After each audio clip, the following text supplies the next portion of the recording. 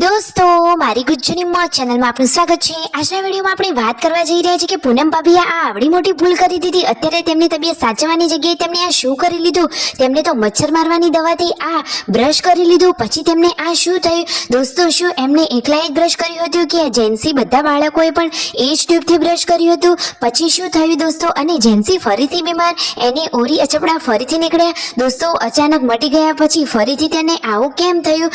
દોસ્તો, આજે તો ઠાકોર ફેમિલીમાં આવું મહાસંકટ કે પૂનમ ભાભીએ આવી ભૂલ કરી દીધી, અત્યારે સાચવવાની જગ્યાએ તેમને આવું કર્યું, તો એ બધું જ જાણવા મળશે તમને મારા આ વિડીયોમાં। મારી ચેનલ ઉપર નવા હોય તો ચેનલને ફટાફટ લાઈક, શેર અને સબસ્ક્રાઇબ કરી દો।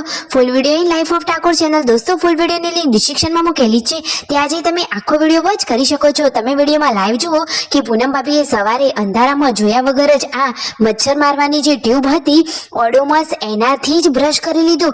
તેઓ કહે છે કે મને આ ભૂલથી લેવાઈ ગયું, તો સંજયભાઈ તેમને વટી રહ્યા છે।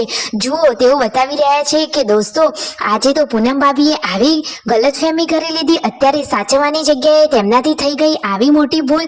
શું દોસ્તો તેમને આવી ભૂલ થવી જોઈએ? અરે ના, પૂનમ ભાભીએ પોતાની તબિયતનું બહુ જ ધ્યાન રાખવાનું છે, સાચી વાત ને દોસ્તો?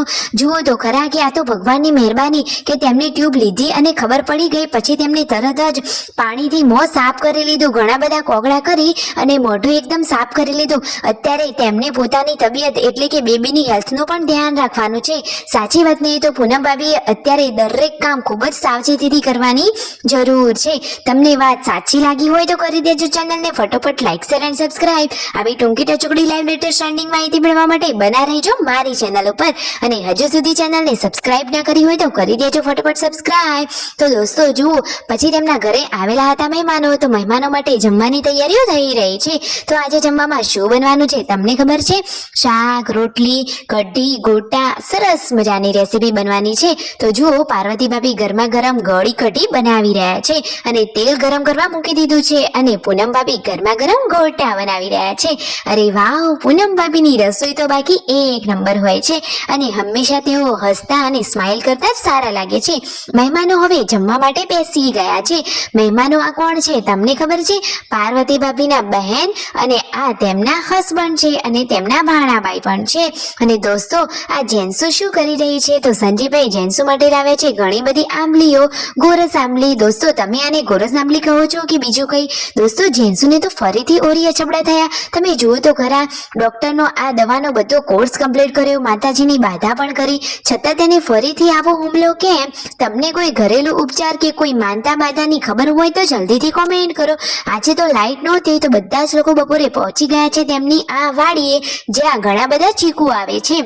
તો શિલ્પા ભાભી, પાર્વતી ભાભી, ઉષા ભાભી, ભૂરી ભાભી, રાકેશભાઈ, રણજીતભાઈ બધા જ લોકો છે ચીકુની વાડીએ।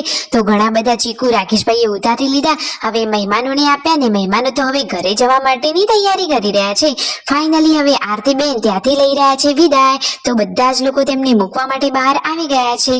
ફાઇનલી પછી રાતનું જમવામાં શું છે? તો મરચા ભરેલા બનાવ્યા છે, સેવ ટામેટાનું શાક અને રોટલી। તો જુઓ, જેમ બધા કામ પતાવે એમ વારા પરથી જમવા માટે બેસી રહ્યા છે। ફાઇનલી જમણવાર પતી ગયો, અને મિતાશ તો બાકી દાદા જોડે સરસ મજાની મસ્તી કરે છે। વિડીયો ગમે હોય તો કરી દો લાઈક, શેર એન્ડ સબસ્ક્રાઇબ।